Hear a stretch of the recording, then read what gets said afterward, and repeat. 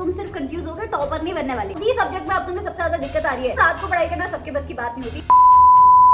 5 study methods that will make you a topper this year. Number 1, less is more. चाहे तुम कोई भी resource book उठा लो, उसमें क्वेश्चंस का, एमसीक्यूज का, नोट्स का, हर चीज का फॉर्मेट बहुत अलग होता है। तो अगर तुम एनसीईआरटी के साथ बहुत सारी रिसोर्स बुक लिए बैठे हो तो तुम सिर्फ कंफ्यूज होकर टॉपर नहीं बनने वाले। इसलिए तुम्हें चाहिए सिर्फ रैशनलाइज एनसीईआरटी, जिसमें तुम्हारे इस पर्टिकुलर ईयर का सिलेबस अच्छे से मेंशन हो, और साथ में चाहिए तुम्हें प्रीवियस ईयर क्वेश्चन पेपर्स के ऑथेंटिक सॉल्यूशंस। इसके लिए बहुत सारे ओरिजिनल और ऑथेंटिक रिसोर्सेज मैंने तुम्हारे लिए डिस्क्रिप्शन में पिन कर दिए हैं। ये फ्री ऑफ कॉस्ट है, इन्हें यूटिलाइज कर लो। अगर बाय चांस रिसोर्स बुक की फिर भी बहुत जरूरत पड़ रही है तो थोड़ा सा रुक जाओ, क्योंकि सीबीएसई जून जुलाई के महीने में तुम्हारे क्लास 10th 11th 12th के सैंपल पेपर रिलीज करेगी इस पर्टिकुलर एकेडमिक ईयर के। उसके बाद जितने भी बड़े बड़े पब्लिकेशन हाउसेस होती हैं, उन पर्टिकुलर लेटेस्ट सैंपल पेपर्स पे तुम्हारे लिए अच्छी अच्छी रिसोर्स बुक्स बनाते हैं। तो अगर अभी तक नहीं खरीदी है तो थोड़ा थम जाओ, जून जुलाई में ले लेना, वरना rationalise NCERTs are more than enough. Number 2, take quizzes. देखो भाई, पेपर में थ्योरी नहीं आती है, क्वेश्चंस पूछे जाते हैं, और क्वेश्चंस को तुम ब्रॉडली 2 पार्ट्स में डिवाइड कर सकते हो। एक 1 मार्कर क्वेश्चन जो मोस्टली एमसीक्यूज की फॉर्म में आते हैं, और दूसरा 2 मार्कर, 3 मार्कर या 5 मार्कर जिसमें तुम्हें लिखना पड़ता है। तो अब ये लिखने वाले क्वेश्चंस में तो फिर भी अगर क्वेश्चन नहीं आता है तो तुम कुछ ना कुछ लेके आधा 1 नंबर स्कोर कर लेते हो।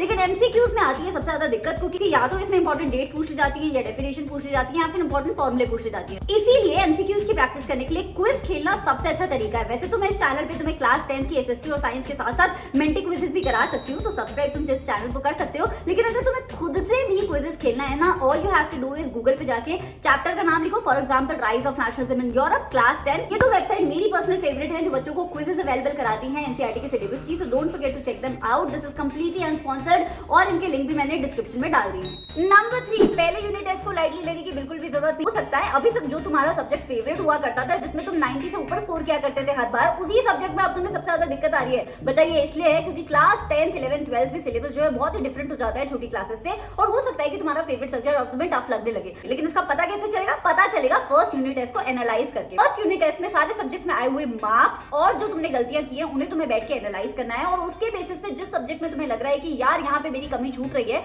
उसके लिए तुम्हें लगाना है ट्यूशन। तुम चाहो तो ऑफलाइन ट्यूशन भी ले सकते हो या ऑनलाइन हेल्प भी ले सकते हो, लेकिन साल की शुरुआत से अगर तुम अपने वीक सब्जेक्ट पे फोकस करोगे तो साल के एंड में तुम 100% टॉपर बन जाओगे। So don't forget to take the help right from the starting. Method number 4, ये उन बच्चों के लिए जिन्हें रात को पढ़ाई करने की आदत है। रात को पढ़ाई करना सबके बस की बात नहीं होती। रात को पढ़ाई या तो बहुत ही प्रोडक्टिव हो जाती है या तो बिल्कुल ही फालतू हो जाती है। लेकिन अगर तुम अपने लेट नाइट सेशन को बहुत प्रोडक्टिव बनाना चाहते हो तो ये 3 टिप्स मान लेना। नंबर 1, आर्ली ऑब्जेक्टिव डिफाइन करो। देखो, रात को या तो हम डूम स्क्रॉलिंग करने लग जाते हैं, मतलब कब इंस्टाग्राम की रील्स हमारा 1 घंटा खा जाती है हमें पता ही नहीं चलता, या फिर हम टीवी देखने या फिर फ्रेंड्स को रिप्लाई करने में बिजी हो जाते हैं। तो तुम्हें क्या करना है कि अगर तुम रात को पढ़ने बैठे हो तो तुम्हें हर 1 घंटे का एक ऑब्जेक्टिव डिफाइन करना है। ये बहुत ही सिंपल सा ऑब्जेक्टिव हो सकता है, जैसे फॉर एग्जांपल 1 घंटे में तुम्हें एक चैप्टर खत्म करना है, या फिर 1 घंटे में तुम्हें एक सैंपल पेपर लगाना है। अब उस 1 घंटे में तुम्हें फोन को बिल्कुल साइड में रख के कॉन्सेंट्रेटेड तरीके से पढ़ाई करनी है। उस 1 घंटे के बाद तुम चाहो तो अपने आप को 5-10 मिनट का मोबाइल टाइम दे सकते हो। भाई, you have earned it. Late night study hack number 2, don't open a lot of tabs. बच्चे क्या करते हैं, बोलते हैं कि हम तो लैपटॉप से पढ़ रहे हैं, फोन से पढ़ रहे हैं, और बहुत सारे टैब्स खोल लेते हैं। चैप्टर पढ़ने बैठे हैं, कोई एक वर्ड समझ नहीं आया उसके लिए एक टैब खोल लिया,